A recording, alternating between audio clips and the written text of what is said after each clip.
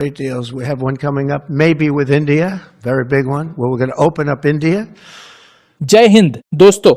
9 जुलाई को एक ऐसी डील घोषित होने जा रही है जो भारत के 14 करोड़ किसानों की नींव हिला सकती है। ये डील मिनी है, लेकिन इसका असर मेगा। क्या यह भारत के कृषि सेक्टर को बदल देगी या देश के अन्नदाता को एक ऐसे मोड़ पर लाकर खड़ा कर देगी जहां से वापसी मुश्किल होगी? क्या अंबानी अडानी जैसी कॉर्पोरेट दिग्गज जीतेंगे या भारत के किसान हारेंगे? पहली बार पूरी सच्चाई, डेटा और पुख्ता सबूतों के साथ महर्षि पीढ़ियां पर एक ऐसी बहस जो अपने देश के भविष्य से सीधी जुड़ी है। इस वीडियो में हम जानेंगे भारत अमेरिका की मिनी ट्रेड डील में असली खेल क्या है, जियोपॉलिटिक्स, इकोनॉमिक स्ट्रेटजी और रूरल लाइवलीहुड्स का यह संगम किस दिशा में जा रहा है, और सबसे जरूरी सवाल, क्या इससे भारत का किसान जीतेगा या बड़ी बड़ी विदेशी और घरेलू कंपनियां? और मैं हूं देवकी नंदन। आज बात होगी Bharat America mini trade deal की। यह सिर्फ व्यापार का सौदा नहीं है, यह भारत की फूड सिक्योरिटी, एग्रेरियन इकोनॉमी और सॉवरेंटी का सवाल है। सवाल है, यह सौदा देश के लिए है या सिर्फ विदेशी कंपनियों के लिए? और क्या इस समझौते में हमारे किसानों के हित दांव पर तो नहीं? सबसे पहले समझते हैं भारत अमेरिका व्यापार संबंध के बारे में।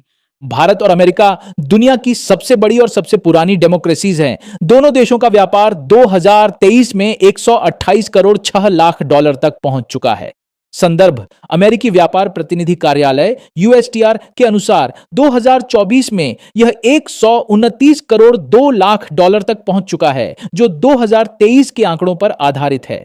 भारत से अमेरिका को मुख्य रूप से फार्मा, IT सर्विसेज और जेम्स एंड ज्वेलरी एक्सपोर्ट होता है। अमेरिका से भारत में आता है क्रूड ऑयल, चिपसेट्स और एयरक्राफ्ट पार्ट्स। लेकिन कृषि और डेयरी सेक्टर को लेकर जो व्यापार वार्ताएं 2020 से चल रही थीं, वे आज तक अधूरी हैं। अब सबसे इंपॉर्टेंट क्वेश्चन यह है कि अमेरिका की क्या मांगे हैं एवं भारत की क्या शर्तें हैं। अमेरिका चाहता है कि भारत गेहूं, मक्का और दूध जैसे प्रोडक्ट्स पर टैरिफ हटा दे। सबसे विवादास्पद मांग, हार्मोन इंजेक्टेड डेयरी उत्पादों की एंट्री को मंजूरी देना। साथ ही अमेरिका चाहता है मेडिकल डिवाइसेस पर प्राइस कैप हटाई जाए, और भारत को GM फसलों के लिए बाजार खोलने की मांग भी अमेरिका की है। भारत चाहता है अमेरिका स्टील और एल्यूमिनियम पर लगाए गए टैरिफ हटाए, फार्मा प्रोडक्ट्स को बिना बाधा मंजूरी दे और IT सेक्टर को बेहतर वीजा और बाजार मिले।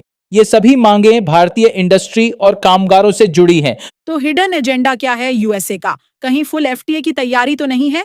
मिनी डील अक्सर full free trade agreement FTA की पहली सीढ़ी होती है। जैसे अमेरिका वियतनाम मिनी डील से धीरे धीरे वियतनाम का बाजार खुल गया। अब सवाल है, क्या यही भारत के साथ होगा? क्या अमेरिका WTO में भारत की सब्सिडी पर हमला कर FTA की ओर हमें मजबूर करेगा? इनसाइडर ट्रेड की रिपोर्ट्स कहती हैं, अमेरिका की कृषि लॉबी ग्लोबल मार्केट को पकड़ने के लिए भारत पर दबाव बना रही है।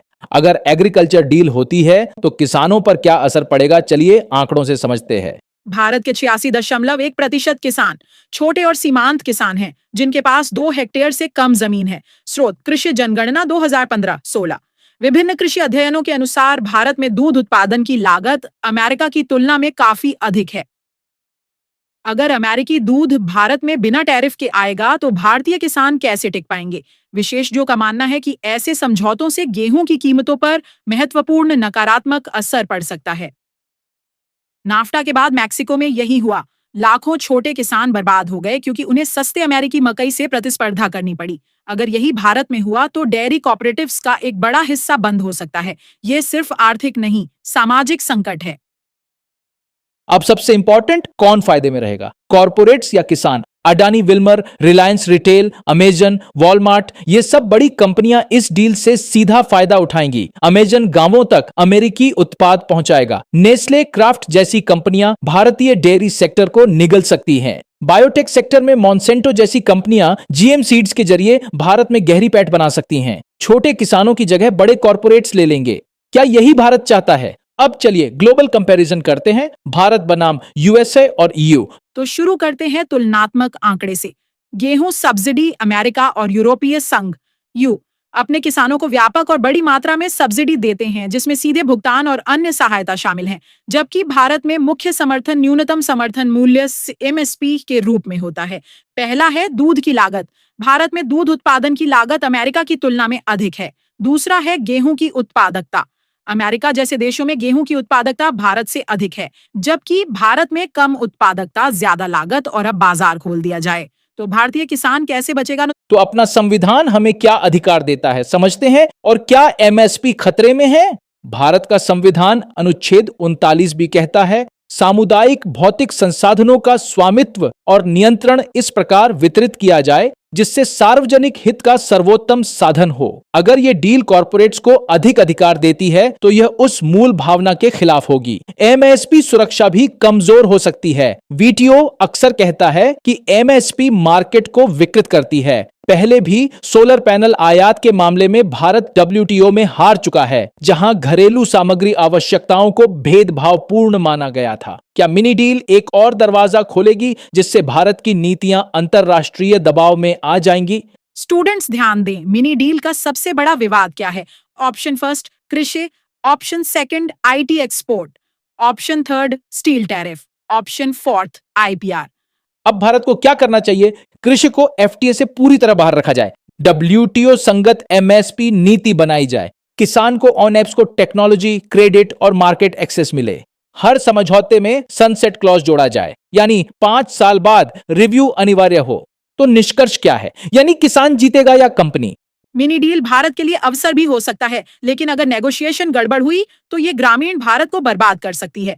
देश को तय करना होगा, क्या हम अपने किसान की कीमत पर विदेशी कंपनियों को लाभ देंगे, या हम ऐसी नीतियां बनाएंगे जो देश के कृषि ढांचे को सुरक्षित रख सकें।